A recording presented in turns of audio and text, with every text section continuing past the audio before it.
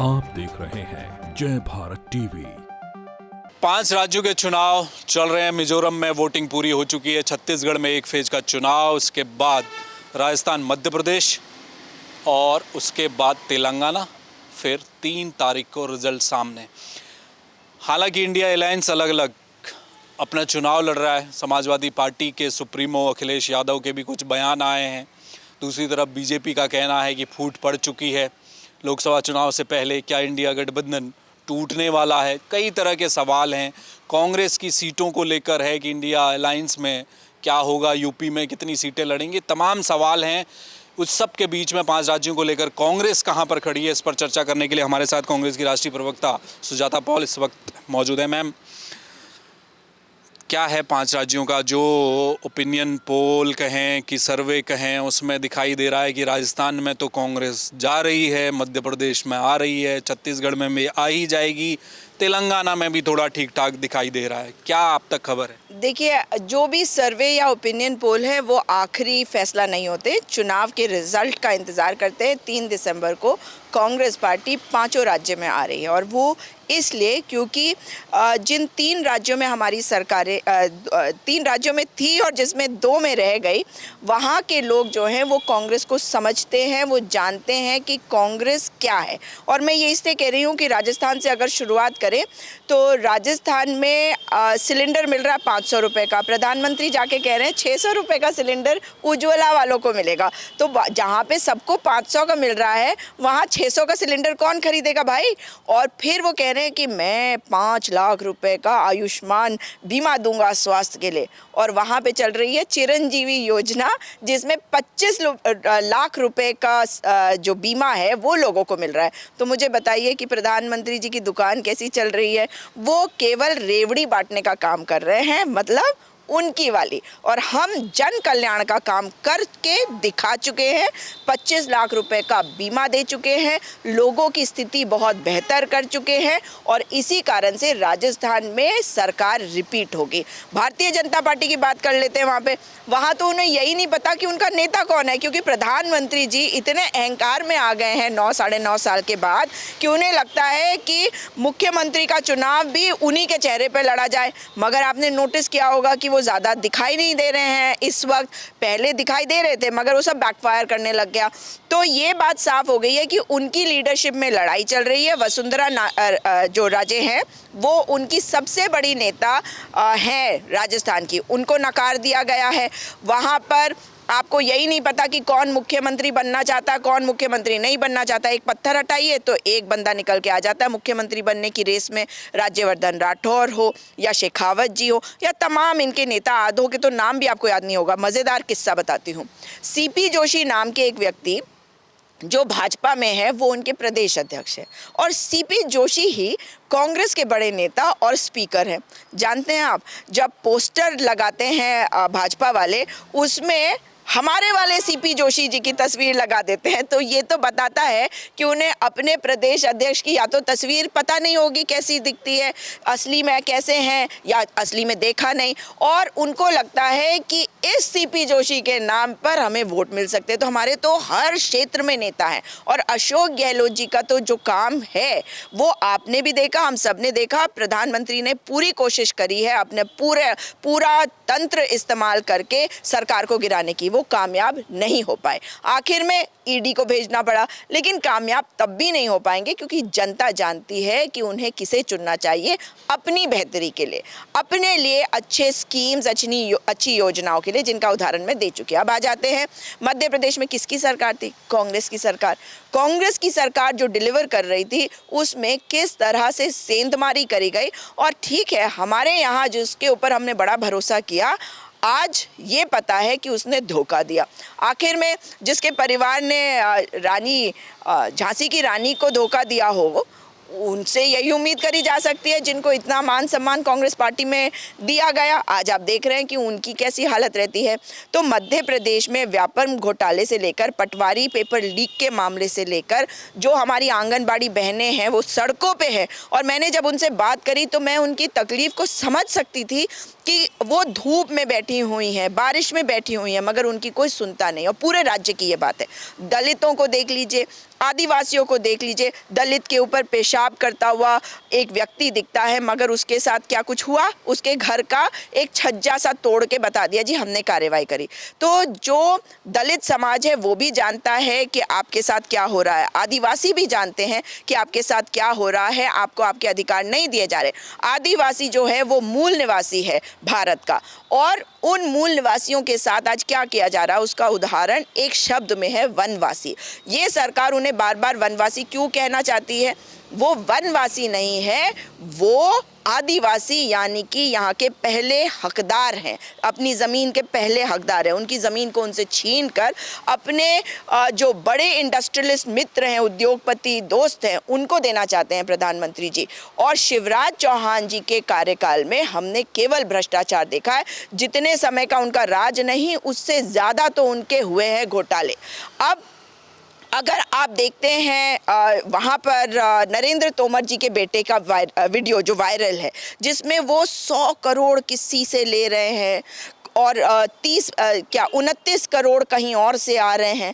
तो इतने बड़े बड़े भ्रष्टाचार अगर करे जा रहे हैं और नरेंद्र तोमर केंद्र में अभी भी मंत्री है, तो बता रहा है कि ये भ्रष्टाचारियों की सरकार है। और जनता जानती है, जहां पर आपने सरकार गिराकर सरकार बनाई है, ये अवैध तरीके से बनाई हुई सरकार है, इसलिए जनता का अपमान हुआ। इसलिए जनता अपने अपमान का बदला लेगी, और जनता जनार्दन होती है, क्योंकि अब वो भी चाहते हैं एक बेहतर सरकार, एक बेहतर व्यवस्था। अगर आप चलें इधर छत्तीसगढ़ की तरफ, तो छत्तीसगढ़ जहाँ से माता कौशल्या आती थी, वहाँ पर इनका हिंदू मुस्लिम नहीं चला। इस बार कहीं पे भी नहीं चल रहा, आपने नोटिस किया होगा। बड़ा स्कैम ले आए वो वहाँ। हाँ, लेकिन आपको मज़ेदार बात बताऊं, अभी तो कह रहे हैं कि महादेव ऐप, लेकिन अगर भूपेश बघेल जी इनकी बात को मान लेते तब ये क्या कहते हर हर महादेव, यही तो कहते। मतलब भूपेश बघेल जी जो हैं वो हर हर महादेव कहते हैं, वो उनके भक्त है, ऐसी बातें कह देते। इनका क्या है, कुछ भी कहते हैं, टैक्स थोड़ी लगता है।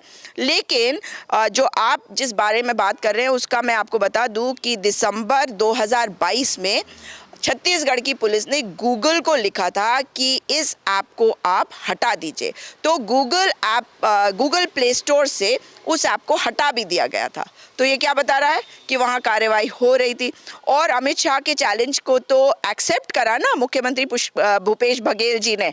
तो उस चैलेंज को जब उन्होंने एक्सेप्ट कर दिया, तो अमित शाह जी बता दीजिए कि आगे क्या कार्रवाई करेंगे। उन्होंने तो केवल ईडी भेजी है और कुछ नहीं किया। वहाँ के आदिवासी, वहाँ की महिलाएं, वहाँ के युवा जानते हैं कि उन्हें कैसी सरकार चाहिए। गोधन योजना और कितने टन खरीदा गया गोबर, ये जो एक बहुत बड़ी समस्या होती थी, ये बता रहा है कि भूपेश बघेल जी किसानों के बारे में सोचते हैं, किसानों के हितकारी हैं, और योजनाएं उनकी किसानों के लिए है। सबसे ज़्यादा दाम धान खरीद का वहीं पे मिला है किसानों को, 2800 रुपये प्रति क्विंटल। और आपको पता है मोदी जी ने क्या कहा? मोदी जी की सरकार ने जो कहा वो मोदी जी ने कहा कि अगर एमएसपी से ऊपर आपने धान खरीदा तो एफसीआई आपसे धान नहीं खरीदेगी। और आज मोहर लग गई ना कि भूपेश बघेल अच्छा काम कर रहे हैं, क्योंकि अब वो कह रहे हैं कि भाई हम 3100 रुपये क्विंटल देंगे तुम्हें धान की खरीद का, तो आप बाकी जगह दे दीजिए। अब मध्य प्रदेश में भी यही वाला वादा कर दीजिए, आपकी जहाँ जहाँ सरकार है वहाँ वादा कर दीजिए ना। क्यों नहीं कर पाते? क्योंकि ये टारगेट नहीं कर पा रहे हैं, किसी भी मुद्दे पे नहीं बता पा रहे हैं कि क्या किया जाएगा, इसलिए इनकी सरकार कहीं नहीं आने वाली है। कहीं नहीं आने। मैम, एक सवाल मेरा और है, इंडिया गठबंधन को लेकर चर्चाएं चल रही हैं। अखिलेश यादव तो पीछे ही पड़ गए कांग्रेस के, वो तो कह रहे हैं कांग्रेस चालू है। यूपी में वो कह रहे हैं कि साहब मैं तो 65 पे लड़ूंगा, अब बची हुई 15 सीटें ले ले कांग्रेस, जो करना है कर ले।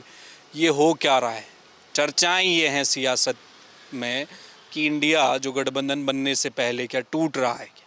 देखिए, ये इंडिया गठबंधन जो है, ये लोगों का गठबंधन है, ये जनता का गठबंधन है। ये इसलिए बना है क्योंकि जनता चाहती है कि सारी पार्टियां एक साथ आए और मोदी सरकार को हटाए। और ये गठबंधन बना है लोकसभा 2024 के चुनाव के लिए, पहली बात।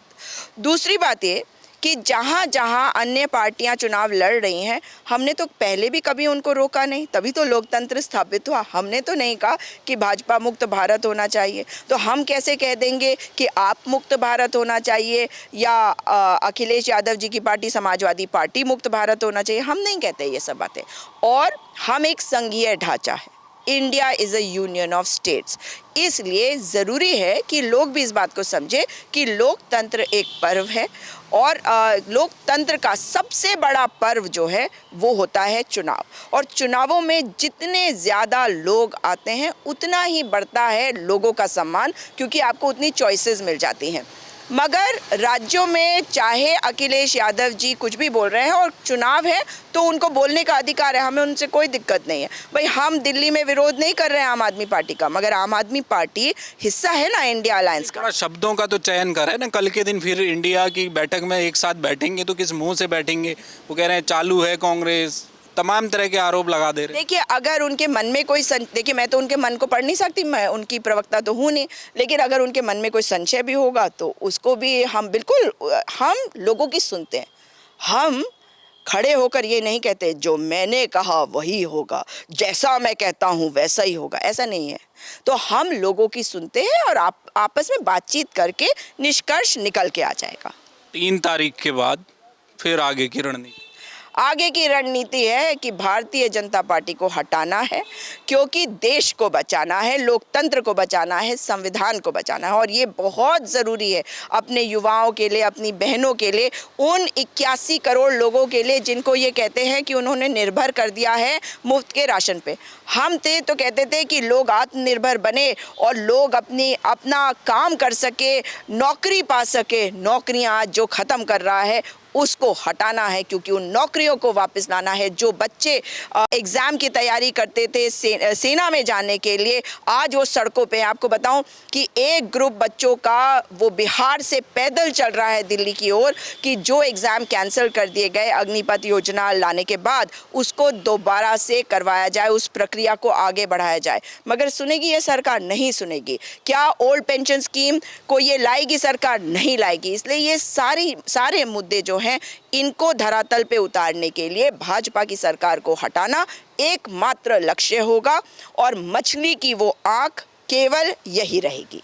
यूपी में कितनी सीटें लड़ेगी कांग्रेस? हमने पुराना इतिहास देखा तो 60+ ही रहा, हमेशा चुनाव उतना लड़ते आया। इस बार सेक्रीफाइस होने वाला है? देखिए, जहाँ सैक्रिफाइस करने की ज़रूरत होगी वहाँ हम करेंगे, क्योंकि भारत माता के लिए कोई भी सैक्रिफाइस कम है। और हमारे नेता राहुल गांधी जी को आप देखते हैं कि वो तपस्वी हैं। वो ये नहीं सोचते कि क्या मिलेगा, वो सोचते हैं कि देश को क्या हम दे सकते हैं। इसलिए देश के लिए हर सैक्रिफाइस मंजूर है। बहुत शुक्रिया। तो ये थी सुजाता पॉल, कांग्रेस की राष्ट्रीय प्रवक्ता। नजरें 5 राज्यों में हैं। अखिलेश यादव कुछ भी कहते रहे, 5 राज्यों का 3 दिसंबर को जब परिणाम आएगा, अगर कांग्रेस मजबूत हो गई 5 राज्यों में, तो निश्चित मानिए यूपी का गेम कांग्रेस के ही हाथ में रहने वाला है। इस बात को कांग्रेस जानती है, इसलिए वो सियासी ताकत इन 5 राज्यों से आएगी, तब तक कांग्रेस कुछ बोलने वाली नहीं है। 3 दिसंबर पर सबकी नज़रें हैं। परिणाम आते ही इंडिया गठबंधन किस करवट बैठेगा उस दिन ये भी साफ हो जाएगा। कैमरा मयूर उपाध्याय के साथ हेमंत, जय भारत टीवी।